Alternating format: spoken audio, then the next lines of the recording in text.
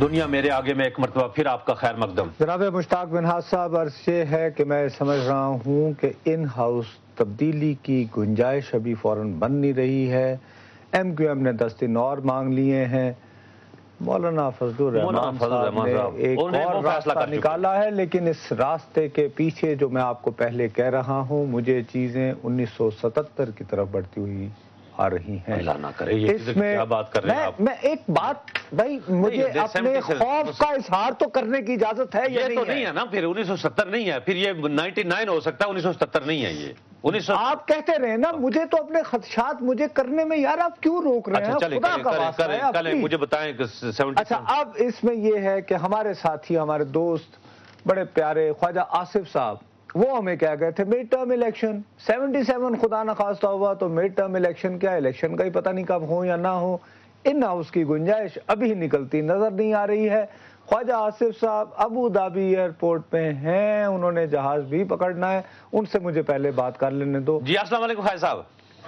جی السلام علیکم خواجہ صاحب، نصرت صاحب کی بات آپ نے سنی ہوگی، ان کو تو 1977 نظر آ رہا ہے، اور آ بھی رہا 2 دن سے، جب سے مولانا فضل الرحمان صاحب نے حکومت چھوڑی، اس کے بعد یہ کوئی پازیٹیو دیکھنے کی بجائے کہیں اور طرف جا رہے ہیں۔ آپ کا کیا تجزیہ ہے؟ دیکھیں، میں مولانا فضل الرحمان کے اوپر 100% میں بھی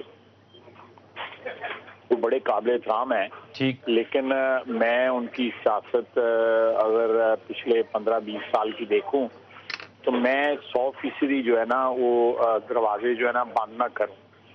یہ کسی وقت بھی جو ہے واپسی کا راستہ اختیار کر سکتے ہیں، اور یہ ماضی میں ہوتا بھی رہا ہے۔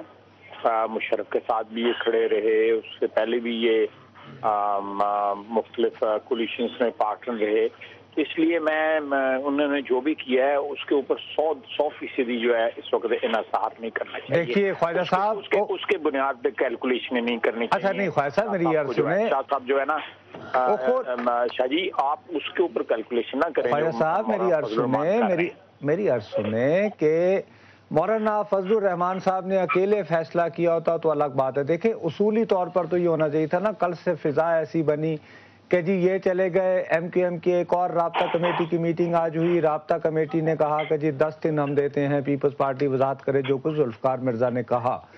آج جو مولانا پریس کانفرنس کرتے ہیں، بجائے اس بات کو بڑھاوا دینے کے کہ ہاں جی ان ہاؤس چینج کو آنا چاہیے، لوگ کرپشن کو وغیرہ وغیرہ، آر جی ایس ٹی کے خلاف ایک یعنی پیپلز پارٹی اکیلی رہ گئی ہے، وہ چھوڑ کر انہوں نے کہا کہ تحریک ناموس سے رسالت کا کاز ہے میرا، اور پھر سر آل پارٹیز ایک کانفرنس میں چلے گئے جہاں پہ حافظ سعید صاحب بھی تھے، یہاں پر حافظ حسین احمد صاحب بھی تھے، منور حسن صاحب بھی تھے، اور وہاں پہ چودھری شجاعت بھی پہنچ گئے۔ تو اس میں تو ایک نیا کاز بن گیا نا سر۔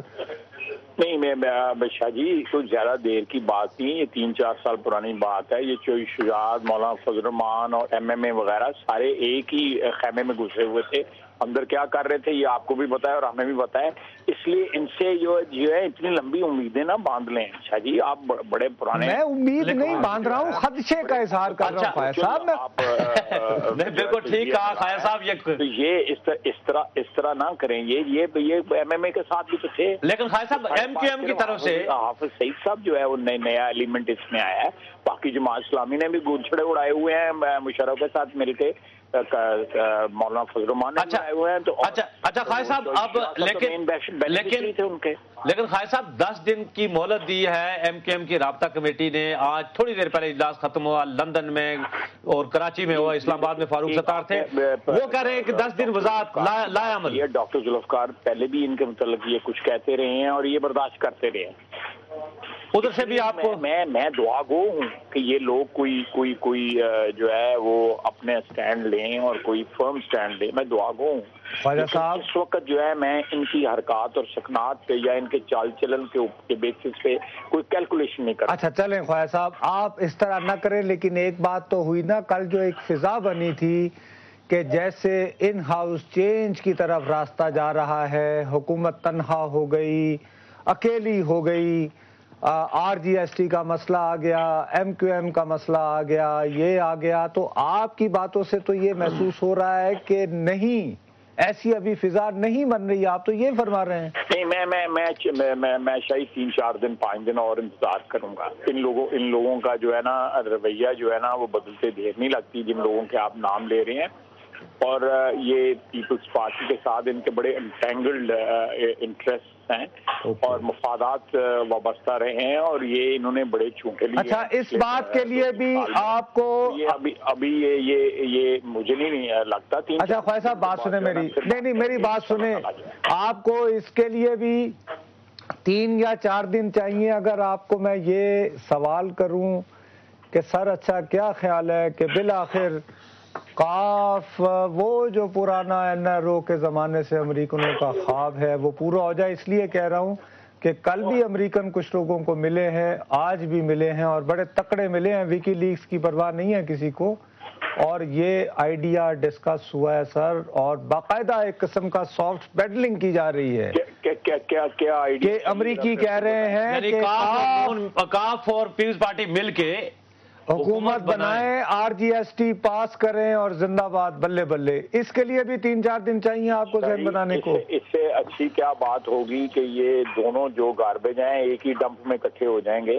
کہ پیپلز پارٹی بھی اور یعنی مشرف اور پیپلز پارٹی دونوں جو پچھلے 3-4 سال سے رلے ہوئے تھے اب پھر رل جائیں, کیا فرق پڑتا ہے؟ اچھا خواجہ صاحب, from the scale of 1 to 10 agony جو ہے, تھوڑی سی تکلیف جو ہے, تھوڑی سی اذیت جو ہے وہ پاکستان کے عوام کی پرولونگ 2-4 مہینے ہو جائے گی, لیکن خیر تھا ہی ہونا ہے انہوں نے, اور کیا ہونا ہے انہوں نے. اچھا چلیں, لیکن 1 to 10 کے اسکیل پر بالکل آخری سوال, کتنے فیصد چانسز ہیں کاف کے اور پیپلز پارٹی کے مل کے RGST کو منظور کروانے کے نام پر تعاون کا پہلا قدم؟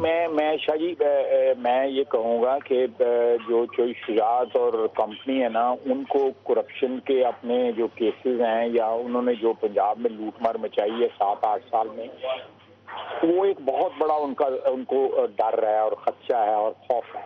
اس کے لیے وہ بڑی دیر سے پیپلز پارٹی سے بلیک میل ہو رہا ہے, اور پیپلز پارٹی ان کو بلیک میل کر رہی ہے کہ ہماری پناہ میں آ جائیں اور ہم آپ کو یہ PMLN یا پنجاب والوں سے بچا سکتے ہیں یا اکاؤنٹیبلٹی سے بچا سکتے ہیں.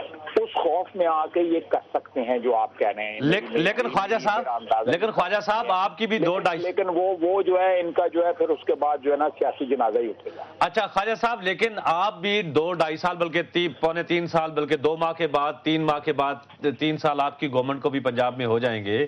آپ گفتگو تو سارے کرتے رہے, سارے معاملات ہوتے رہے, لیکن آپ نے کوئی احتساب تو کیا نہیں. امیش خان کو پکڑ کے نیب نے رکھا ہوا 5 ماہ سے, پتہ نہیں لگ رہا کہ وہ ہے, تو آپ نے بھی تو ہاتھ نہیں ڈالا نا. اگر انہوں نے کرپشن کیا ہے تو سامنے اس وقت تک وہ 5 اور کیسز میں اس کی انویسٹیگیشن سٹارٹ ہو چکی ہوئی ہے نصرت, اور انشاءاللہ تعالی یہ دسمبر کا مہینہ گزرن دیں, کیونکہ بینکنگ میں یہ مہینہ بڑا امپورٹنٹ ہوتا ہے.